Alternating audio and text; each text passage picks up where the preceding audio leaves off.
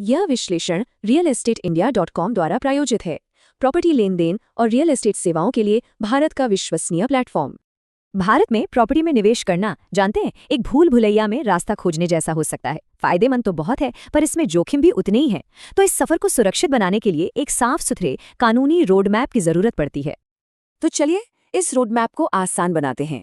आज हम 4 अहम पड़ावों को समझेंगे। सबसे पहले रेरा, जो हर निवेशक के लिए एक सुरक्षा कवच है।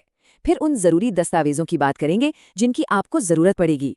इसके बाद हम टाइटल की कानूनी नींव को समझेंगे और आखिर में उन आम कानूनी जालों से बचने के तरीके जानेंगे।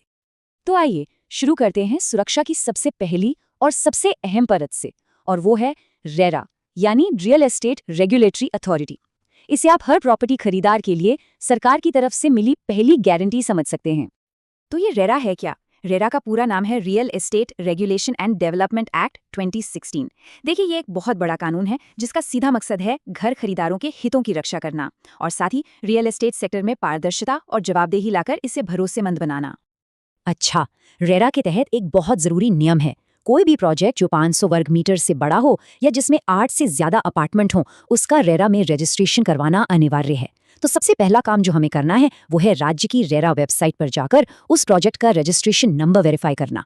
ये पहला होमवर्क है। और अब ये 70% का आंकड़ा, ये एक गेम चेंजर है। रेरा कहता है कि डेवलपर को खरीदारों से मिले पैसों का 70% हिस्सा एक अलग एस्क्रो खाते में रखना होगा। अब इसका मतलब क्या हुआ? इसका मतलब यह है कि आपका पैसा सिर्फ और सिर्फ उसी प्रोजेक्ट को बनाने में इस्तेमाल हो सकता है, किसी और काम में नहीं। ये आपके पैसे की सुरक्षा है। रेरा खरीदारों को कई और भी बड़े अधिकार देता है, जैसे बिल्डिंग के स्ट्रक्चर में कोई गड़बड़ी आने पर 5 साल की वारंटी मिलती है। अगर प्रोजेक्ट में देरी होती है तो आपको मुआवजा मिलेगा। और हाँ, डेवलपर 2/3 खरीदारों की मर्जी के बिना प्रोजेक्ट के प्लान में कोई बड़ा बदलाव नहीं कर सकता।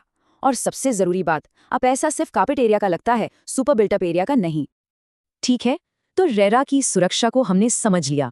अब आता है दूसरा सबसे जरूरी पड़ाव, वो है दस्तावेजों की पड़ताल। समझिए कि ये वो कागजी रास्ता है जो आपको एक सुरक्षित सौदे तक लेकर जाता है। देखिए, हर तरह की प्रॉपर्टी के लिए दस्तावेजों की लिस्ट भी अलग अलग होती है। अगर आप कोई अंडर कंस्ट्रक्शन प्रॉपर्टी ले रहे हैं तो रेरा सर्टिफिकेट, अप्रूव्ड प्लान्स और टाइटल डीड देखना बहुत जरूरी है। वहीं अगर प्रॉपर्टी तैयार है तो उसमें ऑक्यूपेंसी सर्टिफिकेट और कंप्लीशन सर्टिफिकेट जैसे दस्तावेज जुड़ जाते हैं। और अगर आप कोई रीसेल प्रॉपर्टी खरीद रहे हैं तो पुरानी सेल डीड्स और सोसाइटी से मिली एनओसी जरूर चेक करें।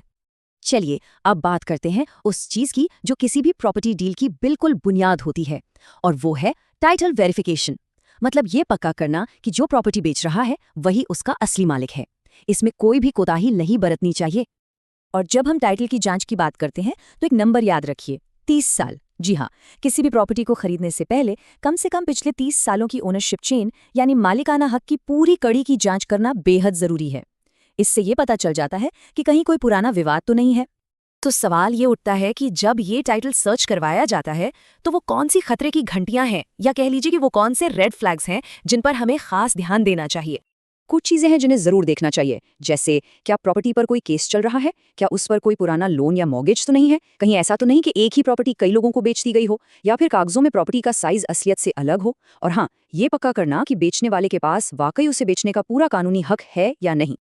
ठीक है, तो अब हम अपने आखिरी पड़ाव पर हैं। यहाँ हम बात करेंगे उन आम कानूनी जालों की जिनमें निवेशक अक्सर फंस जाते हैं।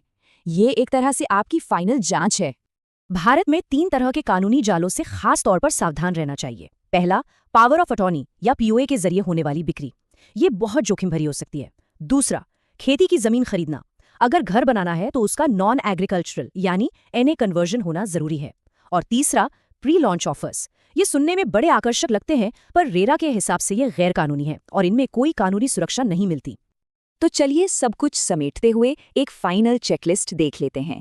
एग्रीमेंट से पहले 10% से ज्यादा पेमेंट न करें। सारे लेन देन सिर्फ बैंक के जरिए करें। डेवलपर का पिछला रिकॉर्ड जरूर जांचें। एग्रीमेंट को रजिस्टर करवाना न भूलें। और आखिर में सभी दस्तावेजों की कॉपी अपने पास सुरक्षित रखें। और अंत में बस एक बात हमेशा याद रखिएगा, रियल एस्टेट में सावधानी हमेशा मुकदमेबाजी से बेहतर होती है। जल्दबाजी में लिया गया एक फैसला आपको सालों तक कानूनी लड़ाइयों में उलझा सकता है, और यही इस पूरी बातचीत का सार है। ये कानूनी मार्गदर्शन realestateIndia.com द्वारा प्रस्तुत किया जाता है, जो आपको पूरे भारत में वेरीफाइड प्रॉपर्टीज और भरोसेमंद रियल एस्टेट प्रोफेशनल से जोड़ता है।